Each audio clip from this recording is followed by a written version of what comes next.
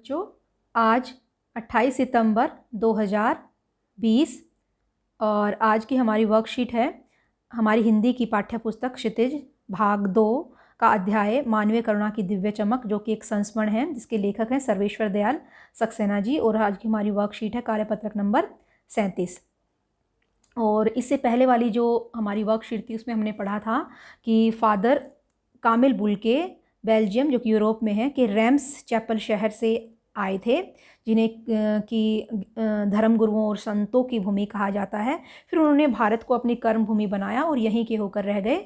और यहाँ पर वो आए थे जो है ईसाई धर्म का प्रचार प्रसार करने, और यहाँ पर आकर उन्होंने हिंदी भाषा का विकास करने में, हिंदी भाषा को और समृद्ध करने में अपना महत्वपूर्ण योगदान दिया। तो आज की वर्कशीट में हम इससे आगे पढ़ना स्टार्ट करते हैं।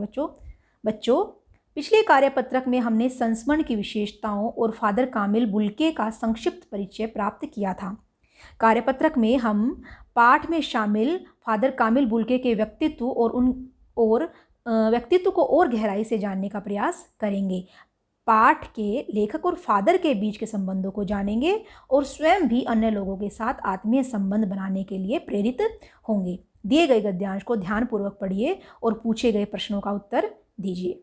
तो ये है, हम आगे पढ़ना शुरू करते हैं। बच्चों, फादर को याद करना, ये लेखक कह रहे हैं, लेखक सर्वेश्वर दयाल सक्सेना जी फादर कामिल बुल्के को याद करते हुए, कि फादर को याद करना एक उदास शांत संगीत को सुनने जैसा है। उनको देखना करुणा के निर्मल जल में स्नान करने जैसा है, और उनसे बात करना कर्म के संकल्प से भरना है। मुझे परिमल के वो दिन याद आते हैं। परिमल एक काव्य संग्रह था बच्चों, काव्य संकलन था निराला जी का, सूर्यकांत त्रिपाठी निराला का। और उसी से प्रेरणा लेते हुए जो प्रयाग विश्वविद्यालय के साहित्यिक अभिरुचि रखने वाले कुछ उत्साही युवक मित्रों ने जो है परिमल समूह की स्थापना की थी, जहाँ पर अखिल भारतीय स्तर पर गोष्ठियाँ आयोजित की जाती थी, जिसमें कहानी, कविता, उपन्यास, नाटक आदि पर खुली आलोचना और बहस की जाती थी। तो ये परिमल जो था एक साहित्यिक अभिरुचि रखने वाले युवकों का समूह था, साहित्यिक गोष्ठियाँ होती थी जिसमें। तो जब हम वे कहते हैं, मुझे परिमल के वो दिन याद आते हैं जब वो परिमल में गोष्ठियाँ करते थे, कि जब हम सब एक पारिवारिक रिश्ते में बंधे जैसे थे, जिसके बड़े फादर बुल्के थे। हमारे हंसी मजाक में वह निर्लिप्त शामिल रहते, हमारी गोष्ठियों में वह गंभीर बहस करते और हमारी रचनाओं पर बेबाक राय और सुझाव देते। फिर लेखक अपने घर के बारे में याद करते हुए कहते हैं कि हमारे घरों के किसी भी उत्सव और संस्कार में वह बड़े भाई और पुरोहित जैसे खड़े हो हमें अपने आशीषों से भर देते। मुझे अपना बच्चा और फादर का उसके मुख में पहली बार अन्न डालना याद आता है, और नीली आँखों की चमक में तैरता वात्सल्य यानी कि ममता, जैसे किसी ऊंचाई पर देवदारों की छाया में खड़े हों। देवदारू का पेड़ होता है बेटा ऊंचे ऊंचे पहाड़ों पर। कहाँ से शुरू करें?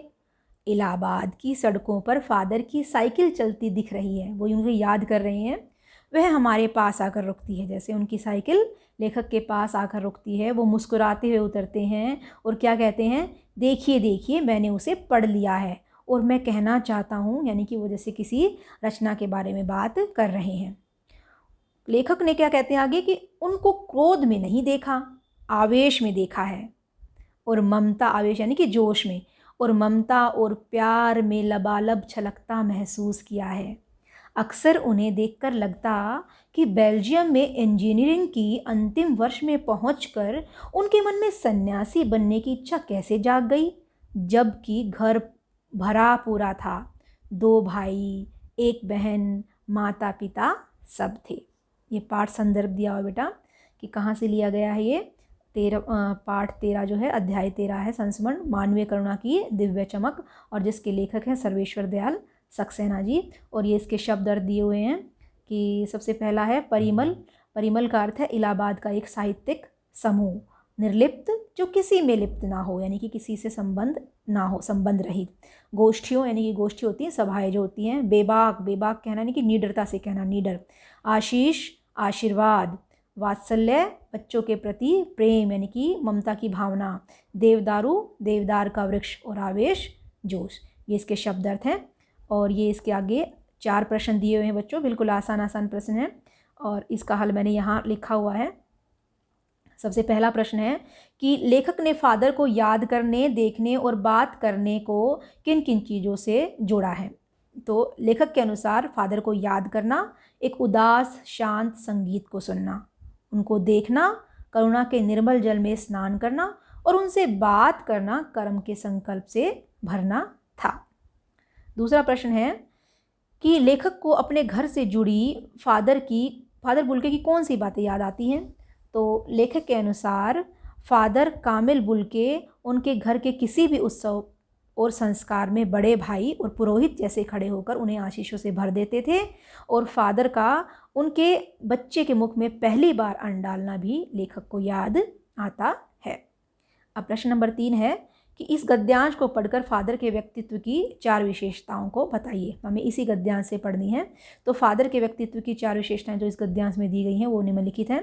एक तो फादर का मन से नहीं संकल्प से सन्यासी होना, कि वो मन से सन्यासी नहीं थे कि सन्यास लेके बैठे थे, किसी से मन से जुड़ाव नहीं होता था उनका, नहीं, वो जुड़े हुए होते थे, मानवीय भावनाएं थी उनमें, वो संकल्प से सन्यासी थे।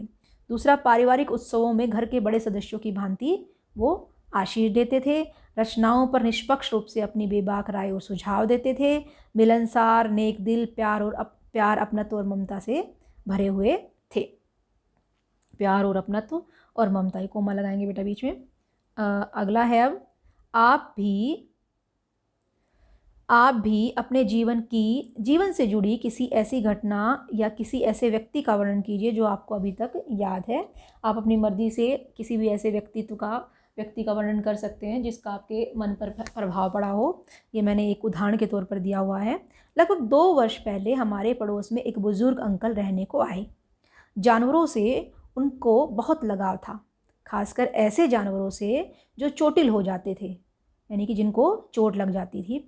उन्हें वह घर पर ले आते और उनकी आएगा यहाँ पर, उनकी तब तक मरहम पट्टी करते रहते जब तक कि वह जानवर स्वस्थ नहीं हो जाता। जानवरों के प्रति उनकी करुणा और प्यार देखकर मन में उनके प्रति सहज ही श्रद्धा की भावना आ जाती थी। उन्हीं से मुझे भी जानवरों के प्रति संवेदनशील होने की प्रेरणा मिली। ये चौथे प्रश्न का उत्तर है बच्चों। तो आप ये आशा करती हूँ कि आपको ये वर्कशीट जो है कार्यपत्रक नंबर 37 अच्छे समझ में आ गई होगी। अब आप इसको हल कर लीजिए। धन्यवाद।